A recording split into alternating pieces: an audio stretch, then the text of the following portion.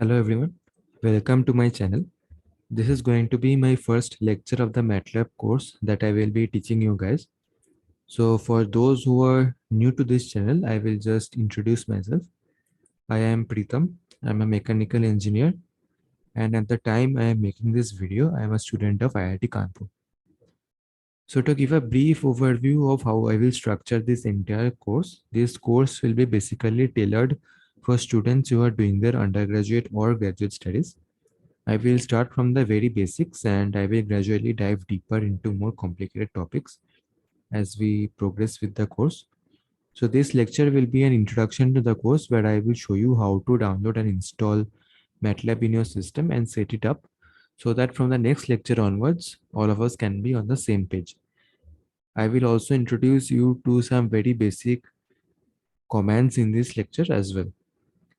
So let's get started with the first lecture. Download MATLAB. I need you to go to your Chrome browser, go to the home page and type in Matlab. So you can use any browser of your choice, but I suggest using the Chrome browser. So once you type in Matlab, go to the first link that appears over here.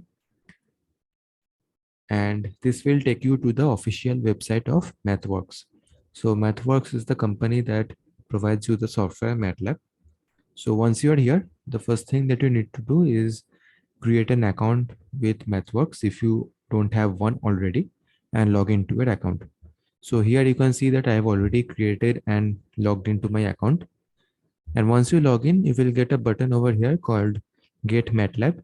So click on that link and it will take you to this page where you will find three methods by which you can download MATLAB.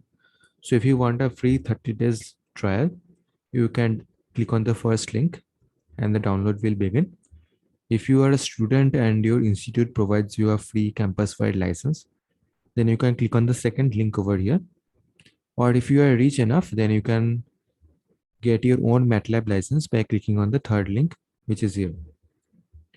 Now I understand that some of you may not have any of these three options available with you. So don't worry. There are several other methods by which you can download MATLAB, but I will not be talking about those methods in this video because those methods are not really legal and I don't want to get in trouble for suggesting you to use pirated softwares. However, if you are intelligent enough, you can figure it out on your own just by doing a simple Google search. So if you have those kinds of softwares, no need to worry, they will work just as fine as the original ones. So once you click on any of these three links, the download process should begin automatically and all you need to do is follow the instructions that appear on your screen. So once the installation process begins, the installer will ask you to enter the license number. So you will get a license number on the email ID that you used while signing up on your MathWorks account.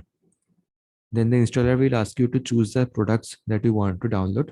So MathWorks actually offers around 15 to 20 different products.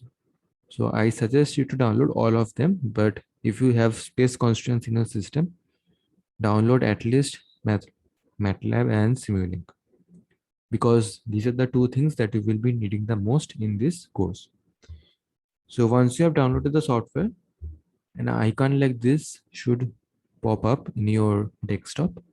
So before clicking on that icon, I would suggest you to create a separate folder where you will save all your files.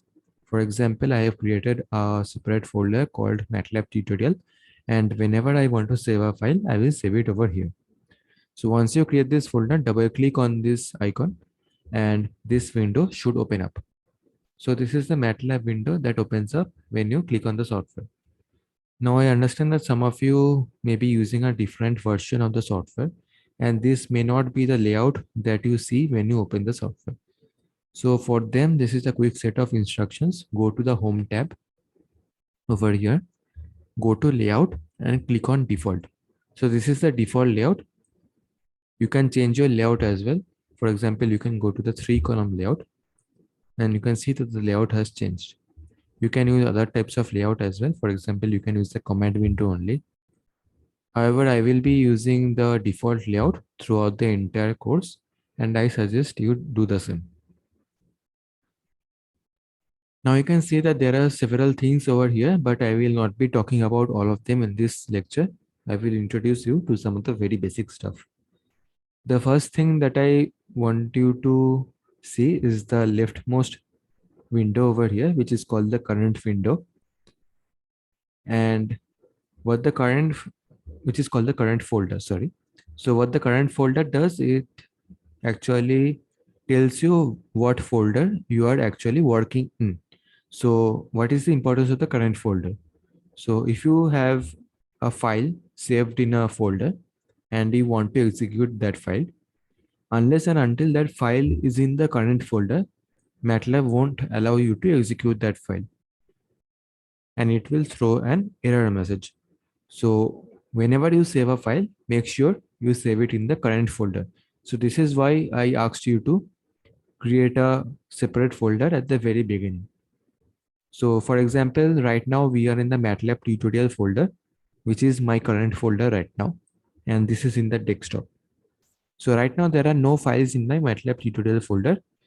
If there would have been any files, it will show up in this current folder window over here. You can go to other folders as well by clicking on these arrows. For example, if I want to go to another folder in my desktop, I will click on this arrow and I see that there is a folder called test in my desktop. So I click here and you can see that the current folder has changed to test. And these are all my files that I have in my test folder. And I can click on this and access them anytime. So now I will go back to the folder that we were using previously, that is MATLAB tutorial. Right. So the next thing that I want to show you is the big white space in between, which is called the command window. So as the name suggests, this is the place where you will give commands to MATLAB. And this is also the place where MATLAB will show you the outputs of those commands. Now this command window is only to be used if you are writing, say, 1 or 2 lines of codes. If you want to write a program with 1,000 to 10,000 lines of codes, the command window is not recommended in such cases. So in those types of situations, what you have to do is you have to create a separate script file from either here or here. I will show that in a separate lecture, but in this lecture, I will show you how to execute some very basic commands in the command window. So let's start with a basic addition. Say I want to do 2 plus 2. So I write 2 plus 2 and then I press enter, and you can see that MATLAB returns me the answer. You can do a simple subtraction, and you can see MATLAB again returns me the answer and displays it in the command window itself. One thing I want you to see is the variable that MATLAB assigns to the value. So I have till now I have not created any variable to store the value of this operation. So what MATLAB does is it creates its own default variable called ANS, where it stores this value. So ANS is actually the default variable in MATLAB.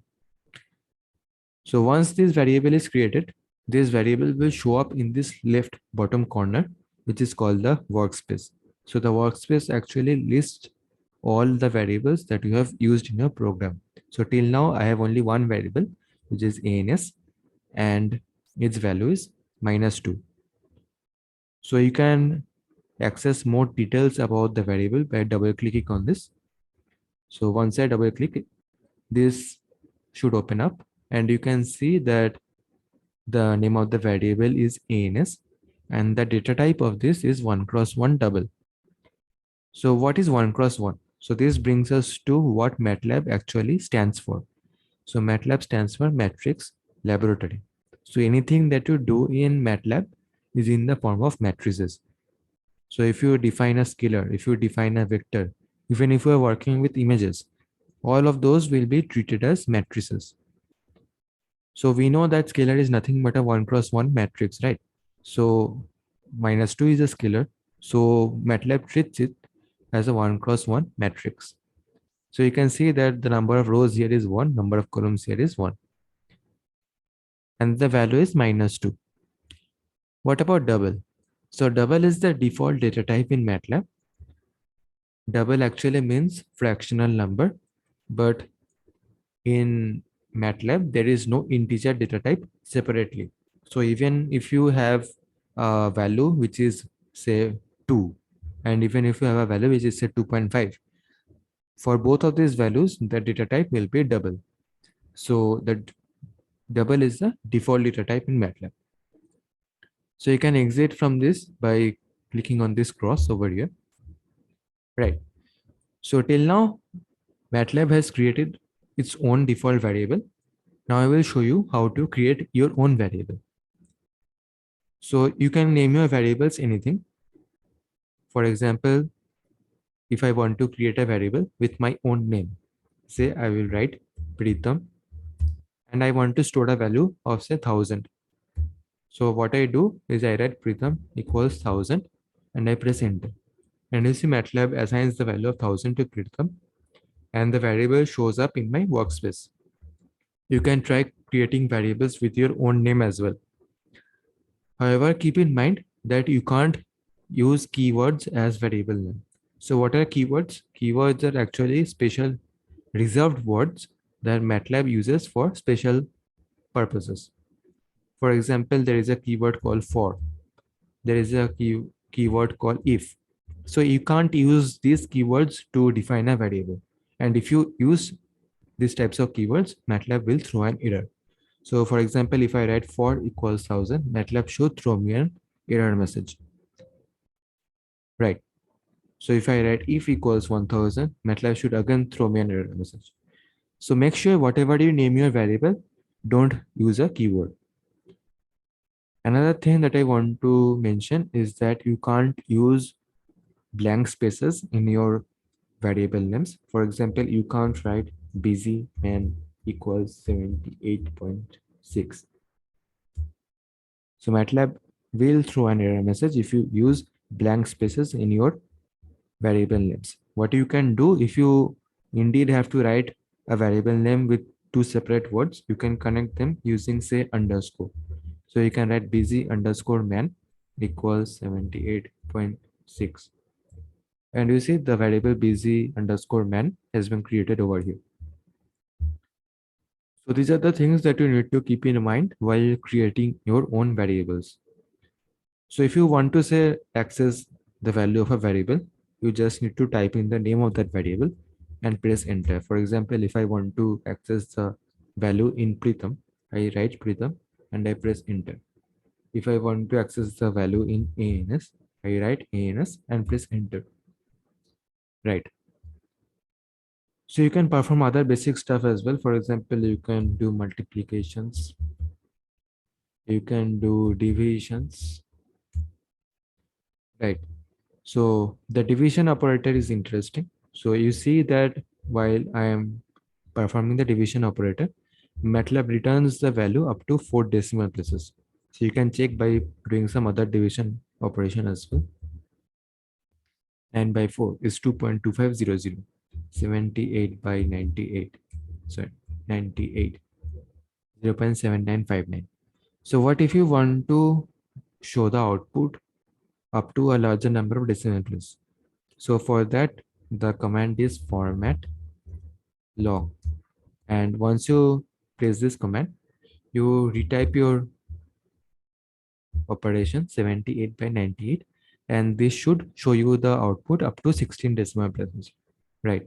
So you can see the output is now up to 16 decimal places. To go back to the 4 decimal place format, you can write format short and then retype your operation. And you once again go back to the 4 decimal place format. Right. So now that we have written so many commands in our command window, you see that the command window has got filled up. And if you keep on writing, it will get really clumsy. So it is suggested that the command window should be cleaned from time to time. And you can do this by using the command CLC. So CLC actually stands for clear command window. So once you press this command, the command window gets cleared. However, you can see that the variables in my workspace are still there. So how do you remove the variables in the workspace as well? So before doing that, I will just create some more variables just for the sake of clarity. So for example, I write df equals 89, cow equals 98, dog equals minus 45. So now you can see I have so many variables in my workspace. Now say I want to delete the variable busyman.